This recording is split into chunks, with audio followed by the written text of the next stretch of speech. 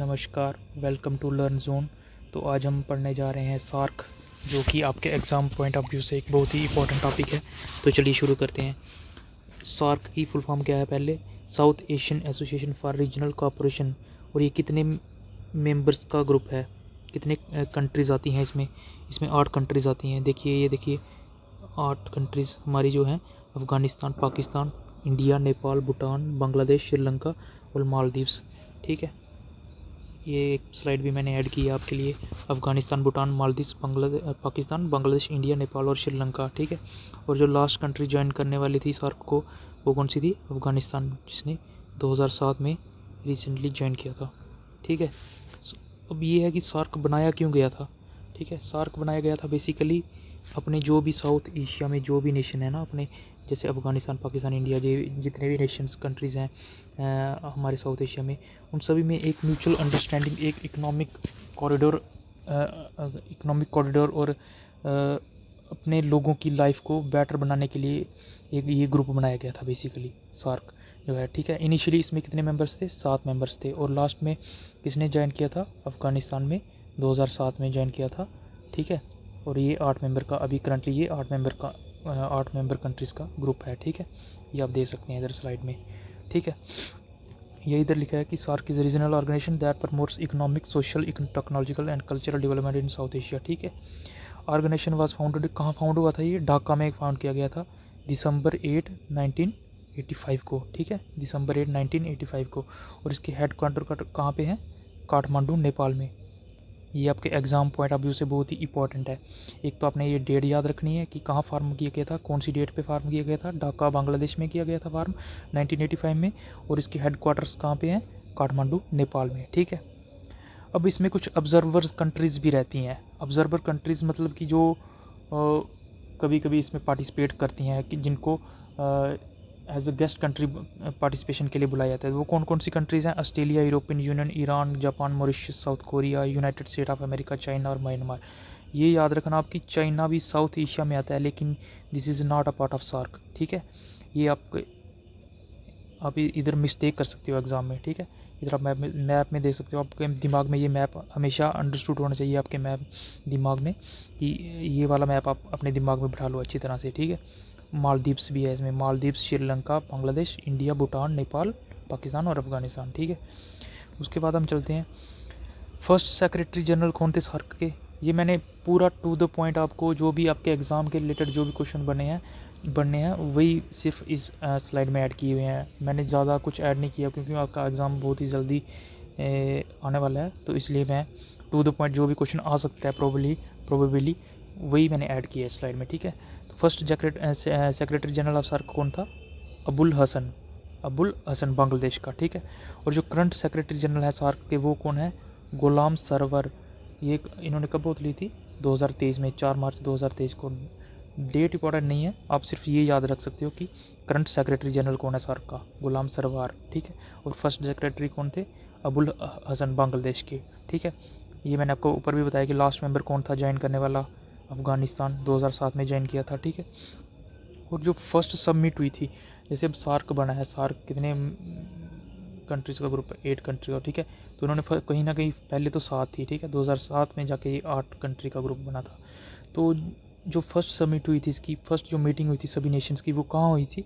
बांग्लादेश में हुई थी। कहाँ थी? बांग्लादेश में हुई थी।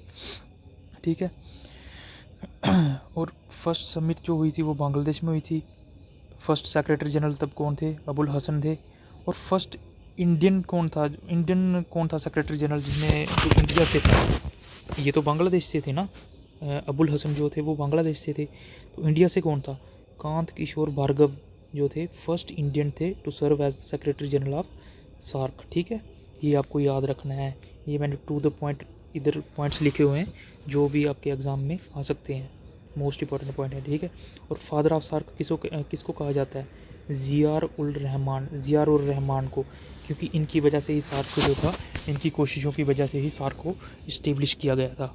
ठीक है, और देखिए यहाँ पे भी वुमेन की अपॉइंटमेंट होती है ना, खास करके फर्स्ट वुमेन किसी भी ग्रुप में या किसी भी कंट्रीज़ के ग्रुप में। जैसे मान लो कि मैंने आपको पीछे भी पढ़ाया कि कोई फीमेल जज अपॉइंट हो रही है तो उनकी जो अपॉइंटमेंट होती है वो बहुत ही इंपॉर्टेंट हो जाती है एग्ज़ाम पॉइंट ऑफ व्यू से। तो ऐसे ही हम देखेंगे कि फर्स्ट वुमेन कौन थी जिसने सेक्रेटरी जनरल के रूप में काम किया था, सार्क के सेक्रेटरी जनरल के रूप में। तो कौन थी? फातिमा दहिया सईद। कहाँ से थी ये? मालदीव से थी, ठीक है। तो ये अपने इंपॉर्टेंट रखना है, फातिमा दियाना सईद, ठीक है। She was the first women to hold the position since the organization inception. 1985 के बाद जब भी ऑर्गेनाइजेशन बनी तो पहली जो वुमेन थी वो कौन थी? फातिमा दियाना सईद, ठीक है। ठीक है, अब हमने पढ़ा कि फ़र्स्ट जो समिट थी इसकी वो कहाँ पे हुई थी? बांग्लादेश में हुई थी। तो जो सेकंड समिट थी वो कहाँ पे हुई थी? इंडिया में हुई थी। मतलब इंडिया में जो फर्स्ट समिट थी, फर्स्ट बांग्लादेश में हुई थी और सेकंड इंडिया में हुई थी। इंडिया में कब हुई थी? 1986 में, और बांग्लादेश में कब हुई थी? 1985 में, ठीक है। जो लास्ट समिट थी इसकी वो कब हुई थी? पाकिस्तान में हुई थी, 19th समिट, जो कि लास्ट समिट मानी जाती है सार्क की।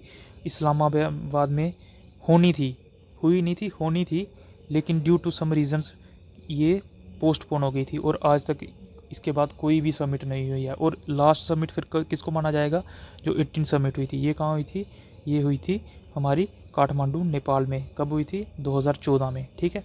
2016 उसके बाद 2014 के बाद 2016 में होनी थी पाकिस्तान में, लेकिन ये पोस्टपोन कर दी गई थी। क्यों? क्योंकि 2016 में हुआ था उरी अटैक, ठीक है। इंडिया ने पार्टिसिपेट करने से मना कर दिया था सार्क में, क्योंकि पाकिस्तान की वजह से ही, मतलब पाकिस्तान के टेररिस्टों की वजह से इंडिया में उरी अटैक हुआ।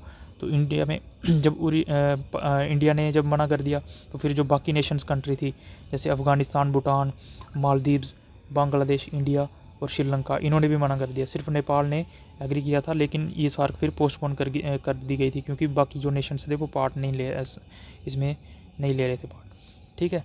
तो जो फिर जो 19 समिट जो पाकिस्तान में होनी थी वो तो लास्ट नहीं हुई। फिर लास्ट समिट कौन सी हुई? 18 समिट, इसीलिए ये इंपॉर्टेंट हो जाती है। 18 समिट कहाँ हुई थी आपकी? 2014 में।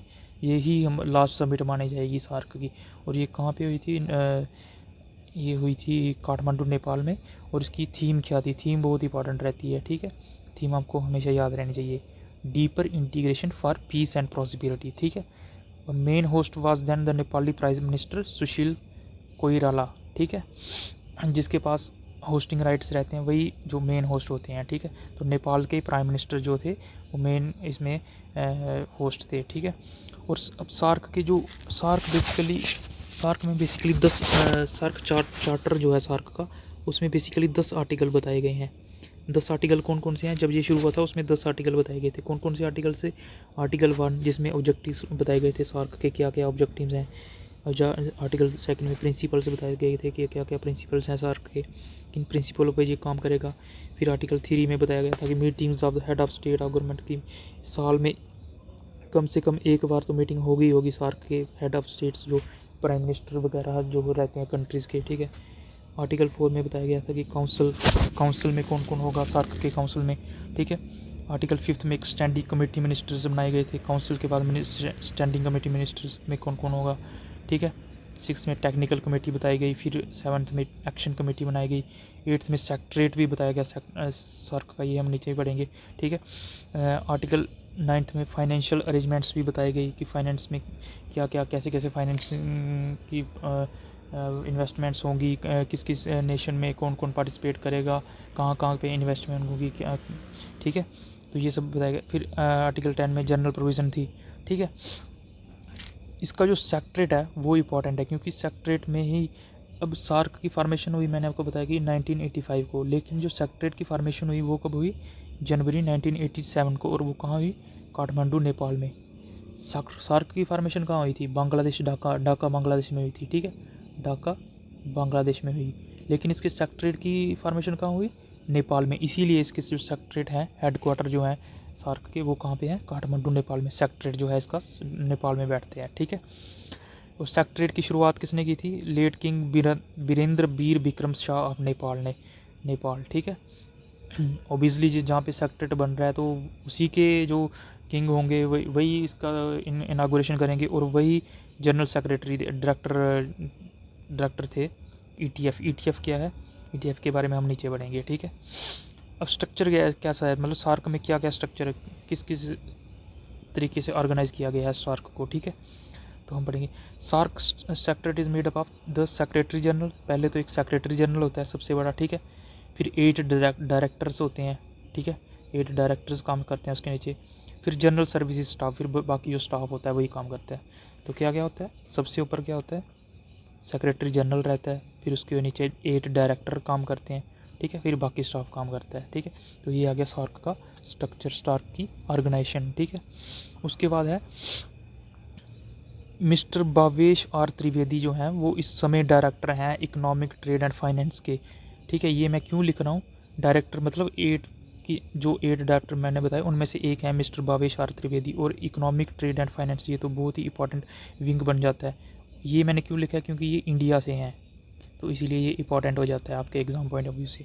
तो मिस्टर भावेश आर त्रिवेदी जो हैं वो सार्क के इकोनॉमिक ट्रेड एंड फाइनेंस के डायरेक्टर हैं, ठीक है।